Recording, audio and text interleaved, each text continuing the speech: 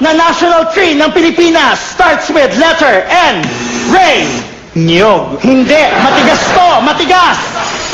Niyug. Hindi siya namumunga. Niyog na baog. Matigas, hindi namumunga. Tapos, nakikita lang ito sa mga virgin forest. Go, Marina! Virgin coconut oil. Puno nga, puno! Ano? Virgin coconut tree. Puno to, puno na malaking malaki. Sa sobrang laki nito, kapag pumunta ka sa ilalim, pwede kang magpalamig. Go! Ice buko. Kinig mabuti, sino ang nakapatay kay Magellan? Ang initials niya ay LL. Marina! Lito lapid. Ano ka ba?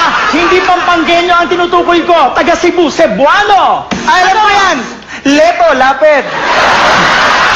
Ano ba? Inuulit-ulit ang pangalan ng taong ito. Inuulit-ulit. Go! Leto, lapid.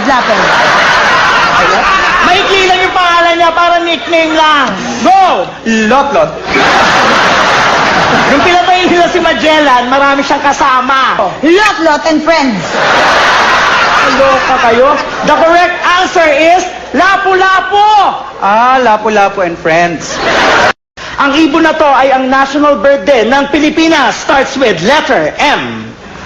Ray. Manok. Hindi. M ang simula, A ang dulo. Ano? Manoka. Kulay brown ito. Kulay brown. Ano? Litson manoka. Hindi. Ano ka ba? Brown ito na maliit na maliit. Go! Chicken cubes. Maliit na brown na may pakpak. Chicken cube with wings. At kailan pa nilagay sa pantry ang chicken cube? National bird ng Pilipinas. Ang sagot ay manok na bata. Walang masyadong natawa.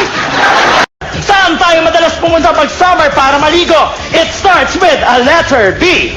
Ray. Banyo. Ay nako, hindi. Pag pumunta ka dito, maaarawan ka. Marina. Bubog. Hindi. Kapag pumunta ka dito, marami ka makikitang babaeng nakabikini. Ray. Beer house. Sorry, Ray. The correct answer is beach. Ay, beach house. Ano ang ginagamit na flotation device sa dagat upang hindi ka malunod? Starts with letter S.